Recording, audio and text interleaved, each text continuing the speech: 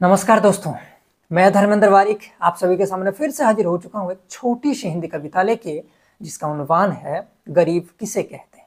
तो आइए सुनते हैं आज कविता गरीब किसे कहते हैं। एक गरीब की गरीबी आकलन करने की संसाधन क्या होता है? एक शख्स को गरीब का मुकुट पहनवाने की समीकरण क्या होता है?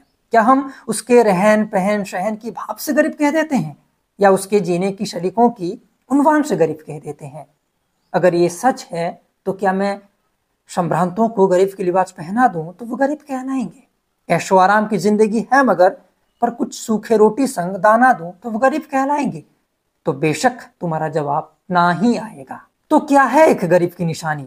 सब कुछ होते हुए भी ना होने की कहानी। मुझे सच के संग जूझना है, अनदेखा अनपढ़ा बातों को देख के मुझे अच्छे से पढ़ना है। कहाँ से आता है ये गरीबी?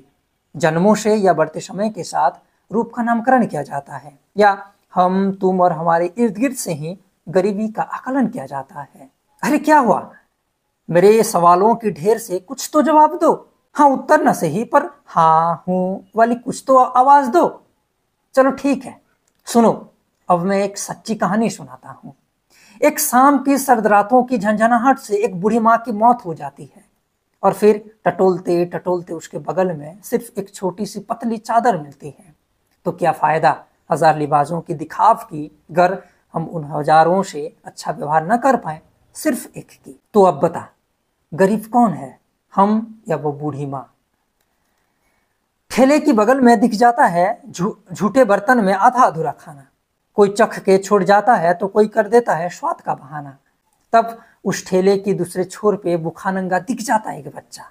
हाँ शायद खाया होगा कुछ, मगर वो खाना जरूर हुआ होगा बेस्वाद मैल और कांचा। घर खानों की ढेर से एक वक्त रोटी देने में हम में ताकत नहीं। तो अब बता, गरीब कौन है, हम या वो भूखा बच्चा? शहर में कई सारे हैं छोटे बड़े स्कूल, वहां बच्चों की कमी नहीं और पढ़ाई भी होता है बिल्कुल। पर उस स्कूल के ठीक आगे दिख जाता है कई सारे झोपड़ी और गली। वहां ज्ञान रखने की कमी तो नहीं थी, पर ज्ञान आने वाला रास्ता था सरासर नकली। शहर वाले जो ज्ञान की ढिंडोरा पिटते हैं ज्ञान की ताकत लिए, पर क्या फायदा अगर एक होना लड़का सुबह शाम दिख जाता है उनके ही काम किए। ज्ञान तो बहुत है पर ज्ञान देने की ताकत नहीं। तो अब बता, गरीब कौन है, वो होनहार बच्चा या हम? अब इन कुछ उदाहरणों से मैं एक सवाल पूछता हूँ।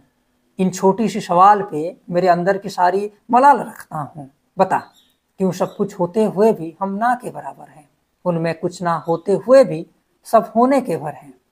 तो अब बता, गरीब कौन है, हम या वो बूढ़ी माँ, नंगा बच्चा या होनहार लड़का?